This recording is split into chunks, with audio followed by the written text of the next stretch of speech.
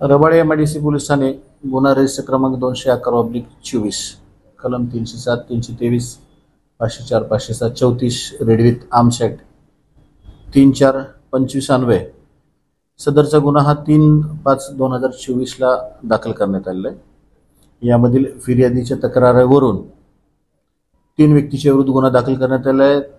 त्या तक्रारीत त्यांनी असं सांगितलेलं होतं की त्याला त्याच्या घरी येऊन शिवीगाळ करून, मारहाण करून, कोयता आणि पिस्टलचा धाक दाखवून त्याच्याबरोबर भांडणं करत होती।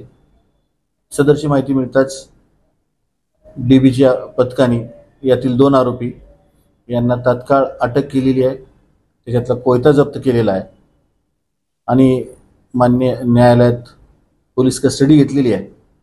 आणि यातील एक आरोपी जो पाहिजे आरोपी आहे त्याचा शोध घेण्यासाठी पथक निर्माण केलेलं आहे। त्याला लवकरात लवकर त्याला पण अटक करून त्याच्यावर पण पुढील कारवाई करण्यात येत आहे। सर, नक्की यांच्या भांडणाच्या पाठचं काय कारण काय होतं? यामध्ये काही असं विशेष म्हणून कारण नाही, कारण ते त्यातील जो पाहिजे असलेला आरोपी आहे त्याचा त्याच दिवशी वाढदिवस होता आणि तो राहायला कळवा भागात, ठाणे जिल्ह्याच्या भागात राहतो। ती बाउंड्री आहे रबाळे एमआयडीसी पोलीस स्टेशनची। आणि त्यानंतर त्यांनी दारूच्या नशेमध्ये त्या भागातील रबाळे एमआयडीसी भागातील राहणाऱ्या लोकांना अशा पद्धतीचा त्रास दिलेला आहे। त्यावर गुन्हा दाखल केला। 2 आरोपी अटक आहेत।